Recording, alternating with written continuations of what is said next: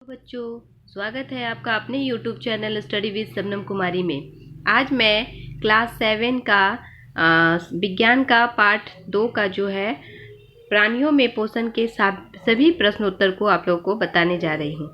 तो मेरी वीडियो को ध्यान से देखिएगा।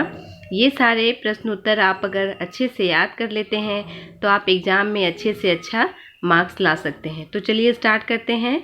यहाँ पे पहला प्रश्न है, अमीबा अपने कूट पादों का उपयोग निम्न में से किस कार्य के लिए करता है? तो इसका सही आंसर होगा, यहाँ 4 ऑप्शन दिए हुए हैं। एक बार मैं ऑप्शन को पढ़ लेती हूँ।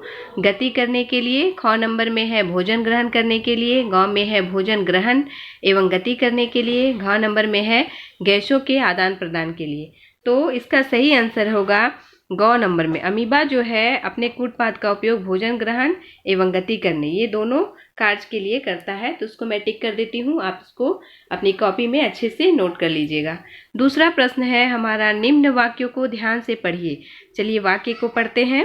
पहला नंबर में है पतली झिल्ली युक्त होता है। दूसरा, रसांकुर में पतली रक्त नलिकाओं का जाल होता है। तीसरा, रसांकुर की सतह पर छोटे छिद्र होते हैं।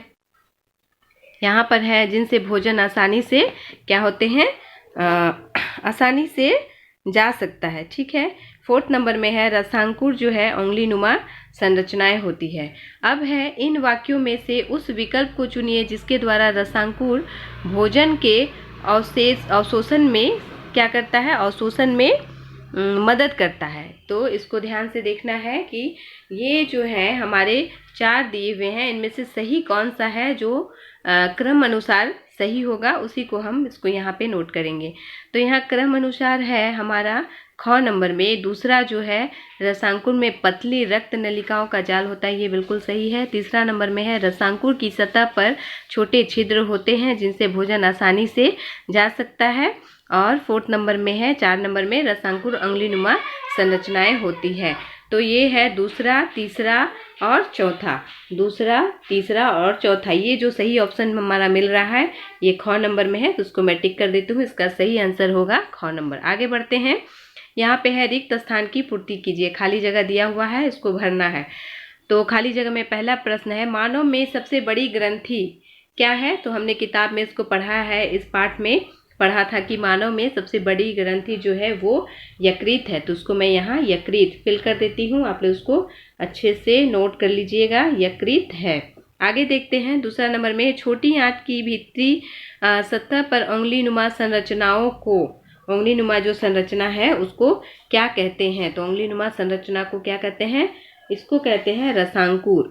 रसांकुर, इसको मैं फिल कर देती हूँ, रसांकुर कहते हैं। आगे बढ़ते हैं। तीसरा नंबर में है, अमीबा अपना भोजन से पचाता है। तो अमीबा अपना भोजन कहाँ से पचाता है? इसका सही आंसर होगा खाद्य धानी। खाद्य धानी में जो है अमीबा का भोजन पचता है, खाद्य धानी।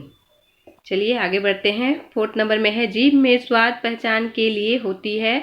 तो जीभ में स्वाद पहचान के लिए कलिकाएं होती है। इसका सही आंसर होगा कलिकाएं। कलिकाएं होती हैं। आगे बढ़ते हैं। 4th नंबर में है, अमीबा अपना भोजन ग्रहण किस अंग के द्वारा करता है? तो इसका आंसर मैंने बनाया हुआ है कॉपी में, इसको आप लोग को दिखा देती हूँ कि ये जो लॉन्ग क्वेश्चन है उसको किस प्रकार से हम लिखे हैं, या आगे आप लोग लिख सकते हैं, इसको नोट कर सकते हैं। चलिए इसको कॉपी में मैं दिखा रही हूँ।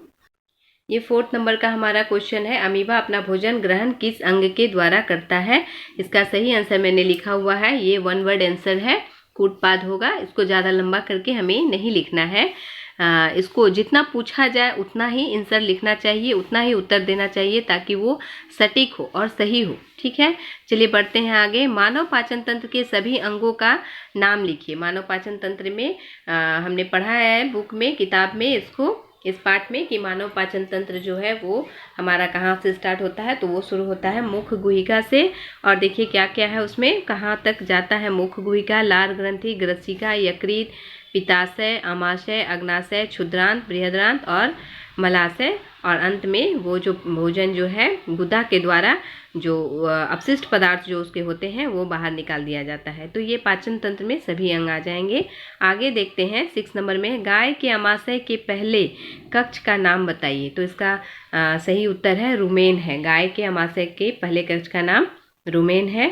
7वें नंबर में है निम्नलिखित खाद्य घटक के पाचन के उपरांत परिवर्तित उत्पाद के नाम बताइए। ठीक है, ये जो खाद्य घटक हैं इससे क्या बनते हैं पाचन के उपरांत? तो कार्बोहाइड्रेट का हो जाता है ग्लूकोज, वसा से होता है वसीय अम्ल और ग्लिसरॉल।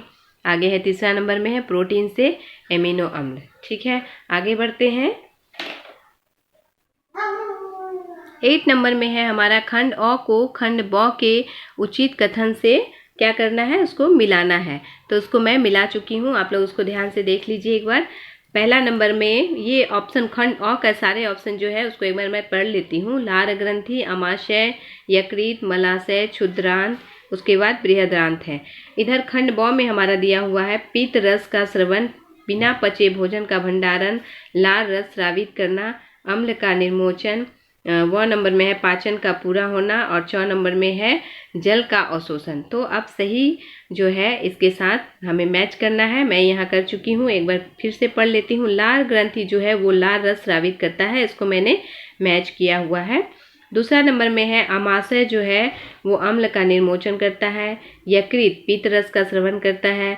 उसके बाद मलाशय है बिना पचे भोजन का भंडारण करता है। क्षुद्रांत इसके सामने जस्ट सामने वाला ही इसका आंसर है। क्षुद्रांत जो है पाचन का पूरा होना। क्षुद्रांत में जो है हमारा पाचन पूरा हो जाता है। बृहदांत में क्या होता है, जल का अवशोषण करता है बृहदांत। ठीक है, आगे बढ़ते हैं। 9 नंबर में है मनुष्य के दांत के प्रकार एवं उनके कार्य लिखिए। मनुष्य के दांत के प्रकार और उनके कार्य को लिखना है। लिखिए, यहाँ पे क्वेश्चन दिया हुआ है तो इसका उत्तर मैंने लिखा हुआ है। मनुष्य के दांत के प्रकार क्या क्या है देखिए। ए नंबर में है कृदंत, बी में है रदनक, सी में है अग्रचवर्णक और डी नंबर में है चवर्णक। मनुष्य के दांत के प्रकार तो मैंने बता दिया, अब आगे इनके कार्य को देखते हैं। ए नंबर में है कृदंत जो है इनका कार्य क्या है, इनका उपयोग जो है यहाँ मैं लिखी हुई हूँ, इनका उपयोग पकड़ने एवं काटने के लिए किया जाता है। कृदंत जो दांत है इनका उपयोग पकड़ने और काटने के लिए किया जाता है। उसके बाद बी नंबर में है रदनक का उपयोग जो है चीरने एवं फाड़ने के लिए किया जाता है। सी नंबर में है अग्रचवर्णक चबाने एवं पीसने के लिए इस दांत का उपयोग किया जाता है। और डी नंबर में हमारा है, ठीक है, डी नंबर में है हमारा इसका उपयोग जो है चवर्णक है, क्या करने के लिए किया जाता है, चबाने एवं कुचलने के वाले दांत के रूप में इनका उपयोग किया जाता है। आगे बढ़ते हैं। 10 नंबर में प्रश्न है मनुष्य के पाचन तंत्र का एक नामांकित चित्र बनाइए। कहने का मतलब है कि नामांकित चित्र मतलब पाचन तंत्र में जो जो अंग है जिसको हम जान रहे हैं कि ये अंग यहाँ पे होता है, उसका हमें नामकरण करना है, उसका नाम देना है, तभी जो है हमें पूरे मार्क्स मिलते हैं। चित्र के साथ हमें उनका नाम भी लिखना है। तो चलिए एक बार मैं बुक से आपको चित्र दिखा देती हूँ कि आपको इस प्रकार से बनाना।